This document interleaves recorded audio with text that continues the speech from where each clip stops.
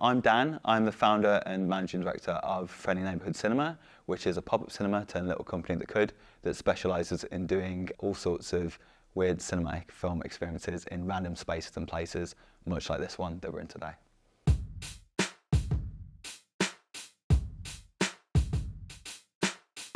Started out as a little passion project. I kind of worked at this venue called Scary Canary in Stourbridge, where we started doing little movie nights. And then just gradually as it went on, the bar changed hands. I stayed with the new bar, and then we kept the movie nights, but kind of started branding them as like midweek movies, it was called. So that kind of developed eventually into Friendly Neighbourhood Cinema. The Green Duck Brewery was kind of the first to like take on Friendly Neighbourhood Cinema and stuff. And each venue is meant to basically enhance the viewing experience of the film.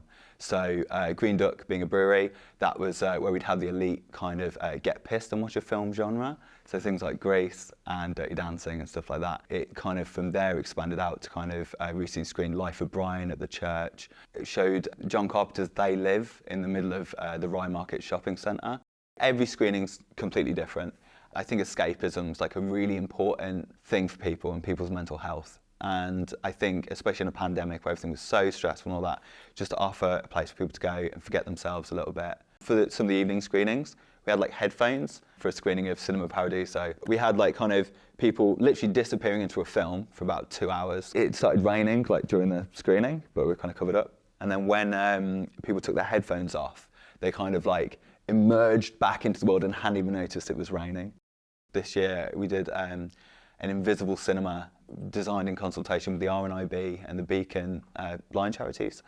And that was basically utilising silent disco multi-channel headphones to have channels of music, narrative and then poetry. Popped up in the middle of Mary Stevens Park. It was just offering an entirely kind of auditory experience essentially. Like our main feature at the end was Jeff Wayne's War of the Worlds. A normal cinema, for example, could never go, okay, for this screening, we're getting rid of all the seats and we're taking everyone outside and we're getting rid of all the screen as well, and it's just going to be headphones. That's something that like kind of an audience or whatever just can't switch into. I love being able to like go to all these businesses, work with them in such an interesting way. Like it's lovely to have people like champion behind an idea, and that is one of the really nice things about Stourbridge, to be fair. There isn't a lot going on, but if you want to do something, people will rally around you and support it. That's really like appreciated. I mean, it's all passion driven, which really, really helps, because if I didn't love it, I'd probably find the difficulties even more difficult. I mean, with the relation with the pandemic and the cost of living crisis, or crisis X or crisis Y, whatever comes down in the future, I think like, again, just escapism is so important in those moments.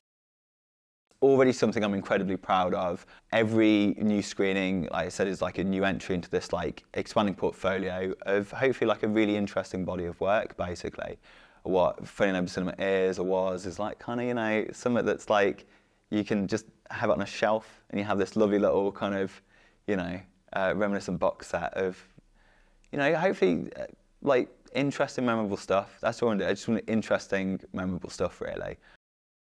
What FNC is doing is like somewhat kind of unpredictable, but hopefully cohesive in this, like, you know, it's driven by someone that like really cares about you having a good time, cares about a film, all this stuff, and is just trying to offer something a bit different in the community.